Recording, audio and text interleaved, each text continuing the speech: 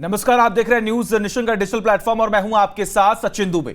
नमस्कार, आपके साथ मैं हूं रंजना सिंह राठौड़।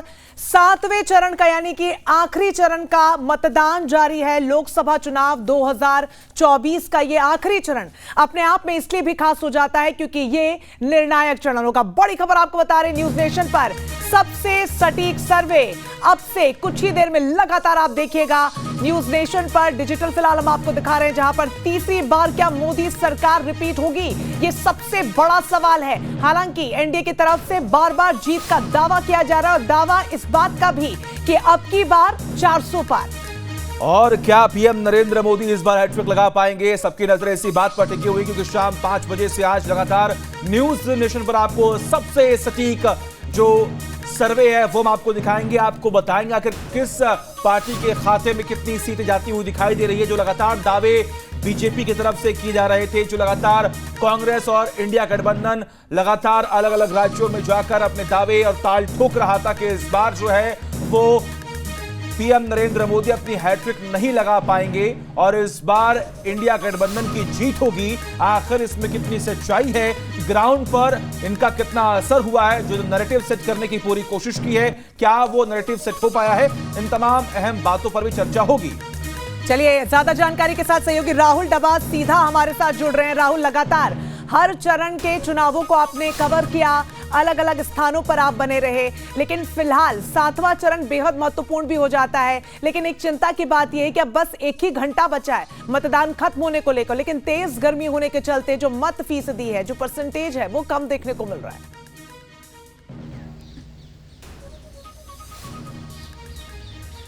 देखिए, निश्चित तौर से क्योंकि जब 5वां चरण तक पहुंचे थे, 5वां, 6वां, 7वां, ये 3 चरण ऐसे थे जब तापमान 45 से लेकर 50 डिग्री सेल्सियस था। और यही वजह है रंजना की दिल्ली की बात हो या फिर बाकी राज्यों की बात हो, हरियाणा, उसमें हिमाचल प्रदेश में बेहतर तापमान, अगर मंडी से ऊपर की बात करें, आप खुद मंडी में देख कर आए कि वहाँ भी तापमान बहुत ज़्यादा है। तो ये पूरा का पूरा इलाका ऐसा है, उत्तर प्रदेश हो, आज पश्चिम बंगाल में भी वोटिंग है, जहाँ पर तापमान की वजह से भी लोग निकल के कम आ रहे हैं। यही वजह है कि जब वोटिंग परसेंटेज इलेक्शन कमीशन की वेबसाइट पे देखते हैं तो 9 बजे से पहले जो हमें राइस एकदम से बढ़ा हुआ नजर आता है अनुपात में, उसके बाद 9 बजे से लेकर के 4 बजे तक उसमें कमी होती है। 4 बजे और 6 बजे के बीच में डाटा में कुछ सुधार होता है। तो ये मान के चल रहे हैं कि 6 बजे तक मतदान है, आखिरी घंटा बचा हुआ है। और अगर 6 बजे से पहले भी जो न्यूज़ नेशन के तमाम दर्शक अपने पोलिंग बूथ के अंदर चले जाते हैं तो उन्हें मतदान देने का अधिकार मिलेगा। तो इसलिए हम अपील कर रहे हैं कि अब 5, सवा 5 बजे का टाइम है, दिन ढल रहा है, शाम हो रही है, तो जिन लोगों के हाथ पे अभी भी वोटिंग का निशान नहीं है, लोकतंत्र के महापर्व में जाए और कम से कम वोटिंग परसेंटेज जितनी बेहतर हो सके, 19 की तुलना में जितने बेहतर हो सके उतना बेहतर रहेगा। जी रंजना। बिल्कुल। और देखिए राहुल, सबसे बड़ी बात यहां पर यह कि आप कई राज्यों में गए और अलग अलग राज्यों में जाके आपने लोगों के मन को टटोला भी है, वहां पर क्या असर देखने को मिला? जो लगातार तमाम नैरेटिव सेट करने का पूरा प्रयास किया गया, आराम से लेकर राशन, ईडी से लेकर सीवाई, कई ऐसे मुद्दे हैं जो लगातार इन तमाम चुनावों में चर्चा में रहे, किसका असर कितना देखने को मिला आपको?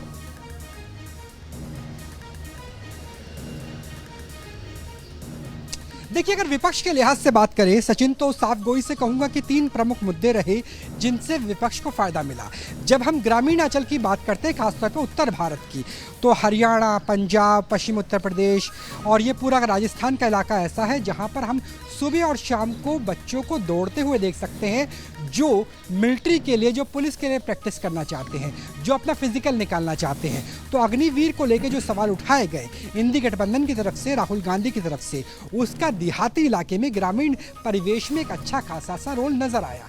उसके अलावा जो शहरी परिवेश की बात करें, वहाँ जो 30 लाख रोजगार की बात आई, उसका भी एक अच्छा खासा असर नजर आया। क्योंकि अगर आप 10 घर मान लीजिए तो 10 घरों में से कम एक घर ऐसा होगा जिसमें कोई लड़का या लड़की एसएससी की प्रिपरेशन कर रहा होगा, सरकारी जॉब के लिए ट्राई कर रहा होगा, उसका असर रहा। तीसरा असर की बात करें, जिस तरीके से भारत के विदेश मंत्री एस जयशंकर ने कहा कि भारत किसी के सामने झुकेगा नहीं, अमेरिका डिक्लाइन पावर है, मैं इंडिया के लिए काम करूंगा, मुझे यूक्रेन या इजराइल से मतलब नहीं है, क्योंकि मेरे जो जिम्मेवारी है, जवाबदेही है, वो भारत की जनता के लिए है। उसके बाद जो सोशल मीडिया ट्रेंड हुआ, ट्विटर पे, एक्स पे हमने देखा व्हाट्स रॉन्ग विद इंडिया, इस तरह के जो हैशटैग है वो बहुत प्रमोट हुए और सोशल मीडिया से भी एक अलग तरह का मुकाम देखने को मिला। ये विपक्ष के नजरिए से। अगर सरकार के नजरिए से बात करें तो सरकार के नजरिए से विकास और सनातन या संस्कृति और विकास, इन्हीं दोनों के ऊपर पूरा मुद्दा नजर आया। प्रधानमंत्री जब शुरुआत हुई थी चुनाव की तो उन्होंने बताया कि हमारा ट्रैक रिकॉर्ड कैसा है, आने वाले 5 साल में हम तीसरी सबसे बड़ी अर्थव्यवस्था बन जाएंगे, तेल के दाम पूरी दुनिया में बढ़ रहे हैं, लेकिन हमने रशिया से और अमेरिका से दोनों से इस तरह संतुलन रखा, सम्यक रखा कि हमें हमारी जनता को उससे बहुत ज़्यादा जूझना नहीं पड़ा। उसके बाद फिर सनातन की चीज़ आती है, उसके बाद मुस्लिम आरक्षण की बात होती है, मंगलसूत्र की बात होती है, महिला अस्मिता की बात होती है, तो वो भी हमने एक अंतर नजर आया। और ये अंतर रंजना सिर्फ उत्तर भारत में नहीं है, दक्षिण भारत में भी है। मैं हैदराबाद में मौजूद था, तेलंगाना में, आंध्र प्रदेश में, वहाँ भी जो मंदिर है वो शिव मंदिर है, वहाँ पर हनुमान मंदिर है, और वहाँ भी जो सनातन वाला राम मंदिर वाला फैक्टर है वो हमें ग्रामीण अंचल में भी नजर आया। तो दोनों ही लिहाज से, सत्ता पक्ष विपक्ष के लिहाज से बड़े मुद्दे रहे। अब जनता बिल्कुल राहुल, कई तमाम ऐसे महत्वपूर्ण मुद्दे रहे, लेकिन देखना बहुत ज्यादा दिलचस्प होगा राहुल कि क्या ये वोटर के मन को बदल पाएंगे या फिर विकास ही वो सबसे प्रमुख मुद्दा रहा जिसे जहन में लेकर मतदाता बूथ तक पहुंचा और अपना वोट कास्ट किया। राहुल, आप बने रहिए, हमारे मेहमान हमारे साथ जुड़ गए। संजय चक्रवर्ती जी टीएमसी नेता हैं, बहुत स्वागत है सर न्यूज नेशन पर आपका। बात जब टीएमसी की होती है, 7वें चरण के चुनाव हम देखें और आज ही मल्लिकार्जुन खड़गे के घर पर बैठक हो रही, वहां पर भी ममता बनर्जी मौजूद नहीं है। किस तरीके से, सबसे पहले तो ये टीएमसी वर्सेस एनडीए रहा, क्योंकि हमने तो जो देखा कि इंडिया गठबंधन वर्सेस एनडीए को देखा, लेकिन आप थोड़ी सी तस्वीर साफ कीजिए सर। इंडिया गठबंधन का हिस्सा हम लोग पहले भी थे, आज भी हैं और आगे भी रहेंगे। ये बात हम लोगों ने इससे पहले की हुई है। इंडिया नाम हमारा दिया हुआ है, ममता बनर्जी का दिया हुआ है। मल्लिकार्जुन खड़गे जी को जो है प्रधानमंत्री पद का प्रमोशन किसने किया था? ममता जी ने किया हुआ था सबसे पहले। उसके अलावा जो है नीतीश कुमार को जो है संयोजक बनाने का विरोध किसने किया था? ममता दीदी ने किया था, क्योंकि उनको पहले से आहट हो गया था कि नीतीश कुमार पलटी मार सकते हैं, और कहीं संयोजक बनने के बाद अगर पलटी मारते तो किरकिरी हम पूरे इंडिया गठबंधन की होती। तो यही वजह है कि वो दूर की जो है पहले से समझ जाती है कि क्या होने वाला है आगे चल करके, और हम इंडिया गठबंधन के साथ है। लेकिन कहीं ना कहीं अधीर रंजन चौधरी जी की वजह से जो है हमारा समन्वय नहीं बैठ पाया कांग्रेस के साथ। हालांकि कांग्रेस भी इंडिया गठबंधन का हिस्सा है, हम भी हिस्सा है, और हमारा लोकतांत्रिक गठबंधन है, यह ध्यान रखिएगा। यहाँ पे किसी को ईडी सीबीआई का डर दिखा करके उनको साथ नहीं मिलाया गया कि भैया उसके बाद जो है प्रधानमंत्री जी ने बता दिया या गृह मंत्री ने बता दिया आपको 2 सीट लड़ना है, आपको 5 सीट लड़ना है, 10 सीट लड़ना, वो लड़ रहे हैं। कोई किसी तरह का कोई विरोध नहीं कर रहा है। क्यों? क्योंकि वहाँ पे लोकतंत्र नहीं है। हमारे यहाँ पे लोकतंत्र है, गठबंधन में लोकतंत्र है। यहाँ पे कहीं पे हम मिलकर लड़ रहे हैं, कहीं एक दूसरे के खिलाफ भी लड़ रहे हैं, जहाँ जैसे जिस तरीके से स्थिति बनी है, लेकिन हम अंदर से मजबूत हैं, एक साथ हैं।